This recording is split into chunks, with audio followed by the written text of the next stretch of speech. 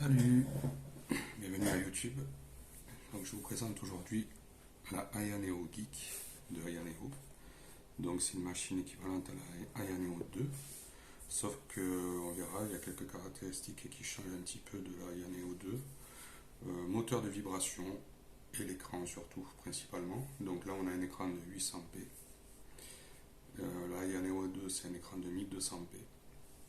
Donc bien sûr il y a le prix. Donc pourquoi j'ai choisi ça, pourquoi c'est celle-là que j'ai pris, que je garde, je vais vous expliquer. Donc je vais partir sur cette vidéo et puis après on fera une vidéo récapitulative de toutes les consoles qui existent en ce moment. Console PC, sous Steam et tout. Donc il y a la Steam Deck, la Ozoe A1, GPD Win 4, GPD Win Max 2, Ayaneo 2, One X Player. Donc ça fait beaucoup de choix. Donc personnellement j'ai eu la Steam Deck, la Ayaneo et la Ozoe que j'utilise pas, que je garde en stock. Donc on va regarder ce qu'il y a à l'intérieur. Comme la Ozoe la dernière fois, c'est très qualitatif, c'est une boîte qui respire la qualité. Un petit film plastique pour montrer la console. Donc il y a quelques particularités qu'il faut connaître un petit peu pour la Ayaneo. Hein. Vous allez voir, c'est assez complexe.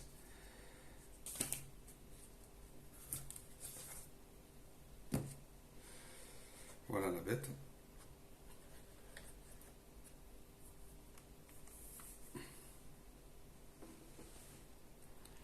Donc bon, je l'ai utilisé, hein, je l'ai remise dans la boîte pour vous montrer un petit peu, mais ça fait un petit moment que je l'utilise, ça fait quelques semaines là, que je l'ai reçu et j'en suis très content. Donc comme la Ozoe là, on a deux ports USB-C en haut, sauf que la Ozoe il y a un port USB-A, c'est peut-être un peu plus pratique. Un port USB-C aussi pour charger en bas. Comme la Ozoe, on a des boutons personnalisés ici. Mode, là ici on a le Aya Space, que je vous montrerai un petit peu, c'est le software personnalisé de Aya. À Ozoe on fait le même aussi. Alors particularité sur cette machine, c'est les sticks. Alors pourquoi je garde la Ayaneo? Parce que c'est une question de goût, hein. Les sticks sont gros. C'est des gros sticks comme des manettes Xbox ou PlayStation. Donc je préfère personnellement avoir plus d'amplitude au niveau des joysticks et avoir des joysticks qui ressemblent à une manette. La Ozoe sont très beaux, mais ça fait plus ce joystick de Switch, donc c'est pas trop. J'aime pas trop en fait. L'écran est plus petit que la Ozoe, c'est un écran 7 pouces, donc 800p. Définition 800p, pourquoi j'ai choisi 800p? Parce que dans la plupart des nouveaux jeux, il faut savoir que même sur les machines avec un écran de 1200p, on descend la résolution à 800p. Donc c'est pas vraiment nécessaire d'avoir un écran avec une grosse résolution. Pour l'instant, les machines ne sont pas capables de faire tourner les jeux à une telle résolution en portable. Donc on a des gâchettes adaptatives, très bon pour les jeux de course, pareil pour la Ozoe. Hein. Donc je vais faire le comparatif parce que c'est deux machines que j'ai. Donc après c'est une question de goût et de budget, parce que là sur la Ayaneo Geek on est proche du budget de la Ozoe, mais après sur la Ayaneo 2 c'est un autre budget, donc c'est pas comparable pour moi. Donc pour l'instant on va parler que de la Ayaneo Geek. Alors la 3 directionnelle, je la trouve pas terrible, elle est bien, elle répond bien, mais pour les jeux c'est pas ça, hein. C'est vraiment pas. C'est un peu à l'écart de tour là pour faire des jeux de combat, c'est pas terrible, je trouve pas ça exceptionnel. Le son est mauvais. Je le dis franchement et honnêtement, le son est mauvais. J'utilise un logiciel tiers pour monter le son, c'est FX Sound.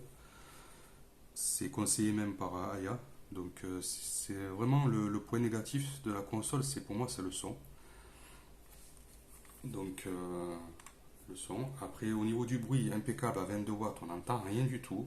À 28 watts ça commence à siffler mais ça reste raisonnable.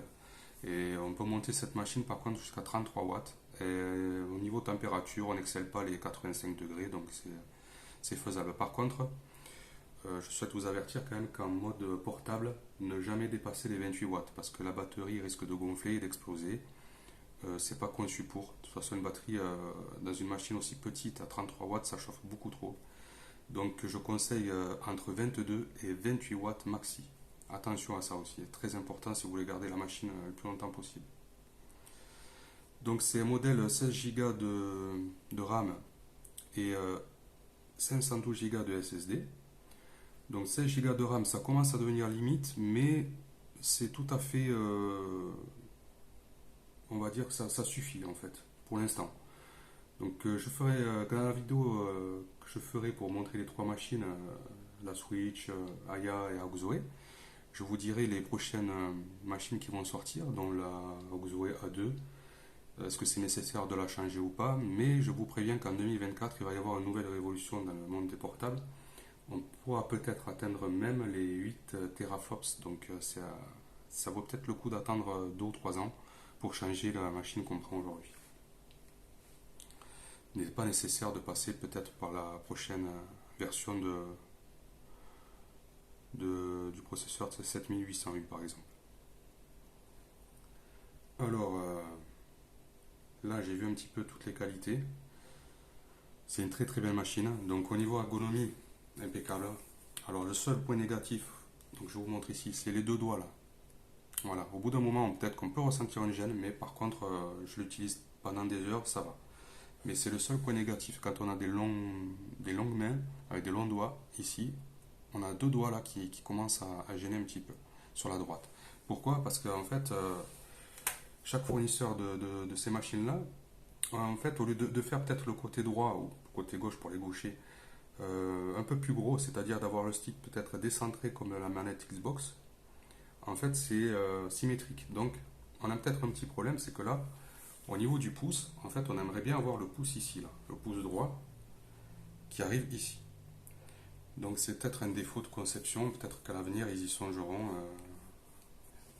C'est peut-être esthétique. Ils se disent, bon, si on fait un côté droit plus gros que le côté gauche, ça va pas le faire. Mais pourtant, au niveau ergonomie, ça serait bien. Par contre, je vous dirai sur le récapitulatif pour la Auxoe qui est bien meilleur à ce niveau-là. Donc, deuxième défaut, alors pour changer ou pour ouvrir le couvercle arrière pour changer le SSD ou pour changer la future pâte thermique dans le futur, c'est un très gros problème. C'est-à-dire que là, ici, il faut enlever ces deux bandelettes là qu'on voit ici là. On nous donne un outil avec, donc c'est un outil en fer, une sorte d'outil qu'on utilise aussi pour les téléphones portables. Voilà, je vous montre un petit peu la notice, l'outil est à l'intérieur. Donc il faut déclipser cette petite bandelette là qui permet d'avoir deux vis en visu, de démonter la machine. C'est vraiment un calvaire, hein, je vous le dis. Alors j'ai fait deux traces sur ce côté là parce que c'était vraiment très très dur à enlever. Donc il faut faire très attention. Vous voyez ici j'ai fait deux petits traits qui partiront pas. Mais c'est vraiment très difficile et pourtant j'y arrive facilement normalement. Donc il faut rentrer une sorte de médiateur ici en fer là et de déclipser, c'est très très difficile. Et on a accès à deux vis. Ici, il faut déclipser après les gâchettes qui s'enlèvent facilement. Et on a deux vis aussi au fond, c'est très dur de les remettre aussi. Et enfin, on a accès au SSD. Par contre, une fois qu'on s'est ouvert, c'est très facile à changer. Hein. Donc, j'ai mis un SSD de 2 Tera, un Kingston NV2 Gen 4 compatible. 2 Tera à peu près 110 euros, donc ça vaut le coup de changer soi-même le SSD au lieu de passer directement par un 2 Tera. Voilà, ça c'est le SSD d'origine. Donc deux autres précisions aussi sur la Aya, si jamais vous comptez prendre une Aya Neo. Je vous conseille les sticks. Donc ceux officiels sont vraiment très très bons. Je kiffe vraiment ceux d'officiels. J'en avais des personnalisés pour la manette Xbox, mais ceux-là sont vraiment très bons. Ils sont un peu chers, à 10 euros les 4, mais c'est un investissement. C'est-à-dire que là, ces joysticks sont très bons, ils sont en métal et tout, mais par contre, le revêtement ici s'use vite. Ça a été déjà le cas pour la Aya Neo Next Pro. Donc je vous conseille de prendre des sticks. Bon, c'est pas très enchanteur, mais ça permet de garder sa machine longtemps. Voilà, sinon c'est la machine la plus sobre qui pour moi. Alors, au niveau poids, on est dans les 600 grammes, donc c'est correct. Faut savoir que la plus lourde, on n'en parle pas beaucoup, mais la plus lourde c'est la GPD Win Max 2 qui fait 1 kg. Donc ouais, un autre niveau quand même. 1 kg, ça commence à faire trop. 1 kg, c'est pas possible. Donc je vais l'allumer. Alors en attendant, parlons de la sacoche. Je l'ai payé aussi dans les 20 euros. Je pense que c'est nécessaire et primordial d'investir. Après, bon, ça coûte à peu près 30 euros de plus entre les 30 euros plus le SSD, on est à 140 euros de plus. Alors, si on prend le modèle 2 Tera 16 Go, on est largement au-dessus, donc ça vaut le coup de le faire soi-même. Alors, un appareil empreinte digitale ici pour ouvrir le Windows. Donc ici, on arrive directement sur le Space, donc on peut choisir à la volée l'écran. Donc ici, on n'a pas trop le choix, c'est du 800p d'origine. Donc là, on peut choisir. Moi, j'ai mis 22 watts en game, c'est-à-dire que là, j'utilise 22 watts en mode portable. Ensuite, 15 watts, mais 15 watts, ça n'allait pas vous en servir souvent, à part pour les émulateurs. 11 watts. Moi, je joue souvent en mode secteur. J'ai toujours une prise à portée, j'ai une rallonge dans mon sac. J'utilise toujours la puissance maximum pour la console parce que je joue au dernier jeu, Last of Us, et ça demande au moins 28 watts. Donc je préfère ne pas abîmer la batterie et jouer en secteur.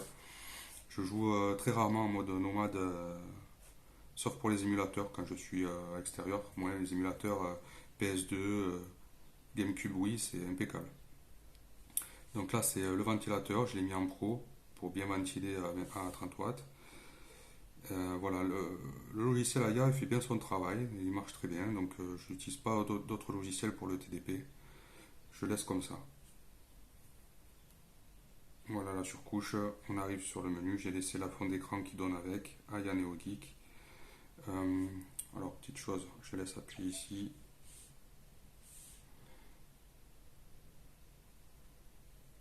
Assistant. Ici, on peut régler si jamais on a un problème de gâchette, ça m'arrive de temps en temps, c'est-à-dire que dans les jeux de course, quand on accélère, ça accélère pas au niveau de la voiture, c'est-à-dire que c'est un problème de calibration des joysticks ou des gâchettes. Donc il y a un logiciel qui permet chez AIA de tout réinitialiser, c'est très sympa. Alors RGB, donc là je vais mettre voilà.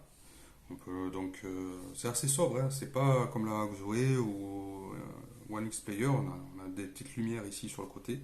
Consommation 1 watt, moi je n'utilise pas. Peut-être pour la nuit des fois, mais il y a un mode nuit d'ailleurs qui s'allume en fonction de l'heure. En fait, les gâchettes s'allument toutes seules, c'est sympa aussi. Donc voilà. Je vais lancer un petit jeu pour vous montrer un petit peu la qualité de l'écran, mais bon.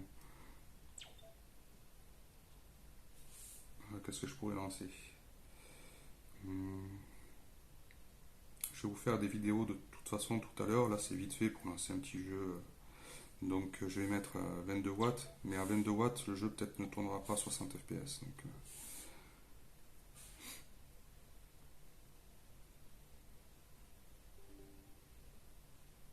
ah oui, alors un petit plus. Je ne sais pas si vous avez remarqué, mais quand je vais éteindre la console, j'ai mis un film anti-reflet. Alors, je ne sais pas si ça se voit à l'écran. On a un petit effet granuleux. Mais moi, je m'y habitue, j'ai même sur la Switch. Et depuis que je l'ai, c'est un régal parce que c'est vraiment là, les anti-reflets sont vraiment enlevés. Et on peut utiliser la machine vraiment sans reflet, à la lumière, c'est excellent.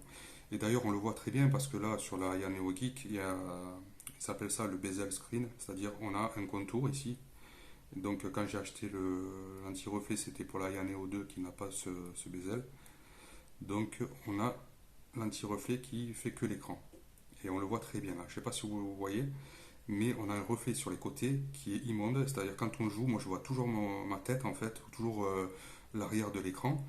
Et là, avec l'anti-reflet, je vous mettrai le lien dans la description, c'est la marque Brotect qui fait ça. On ne voit rien. C'est-à-dire on joue et on voit que l'image de l'écran. Et c'est excellent. Alors au prix d'un petit effet granuleux, mais c'est vraiment, on s'y habitue très vite.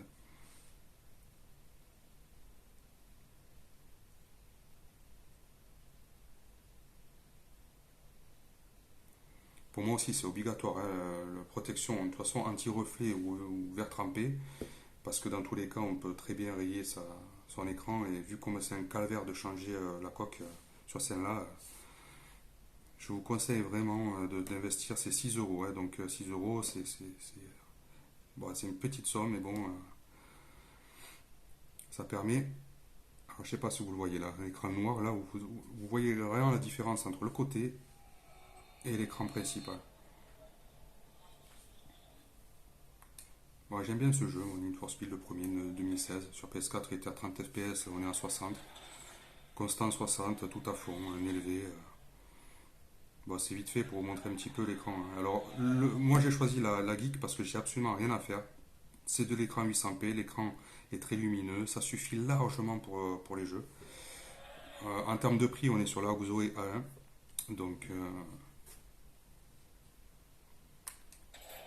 c'est pour ça que ces deux machines sont comparables en fait, en termes de prix.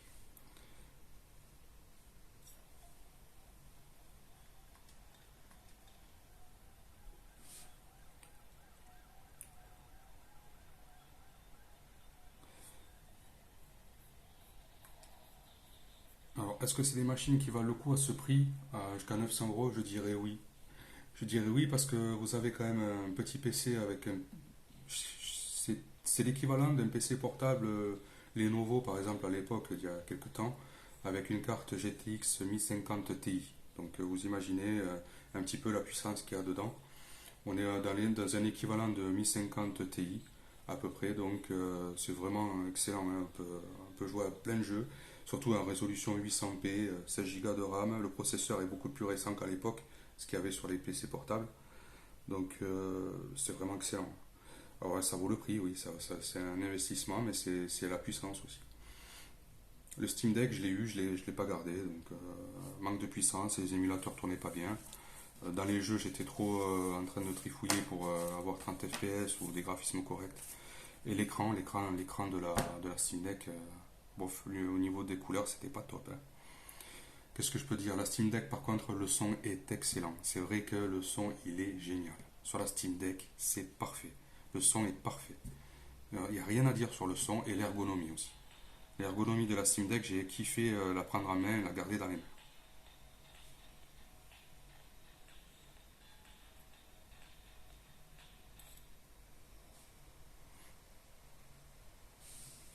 On arrive en jeu, hein. C'est un peu long.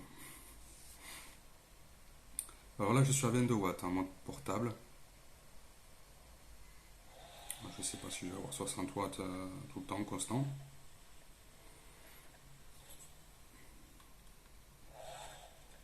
Voilà. Je vais mettre un petit peu mieux. Donc on est à 60 fps constant aussi à 22 watts. J'ai fait une petite téléportation pour montrer un petit peu. Alors il me semble que c'est ici où il y a un peu de lumière bleutée là, c'est sympa. On l'entend souffler, moi je trouve que c'est pas excessif. Hein. J'ai eu GPD Win 3, GPD Win 2, c'était beaucoup plus violent. Et la One X GX1 Pro avec des manettes détachables. Donc voilà, un petit peu la bête. Donc à 22 watts, on est dans les 70 degrés. 28, 33 watts, pareil, ça bronche pas. 85 degrés maximum, on ne dépasse pas. Je trouve que c'est vraiment bien fait au niveau de la chauffe.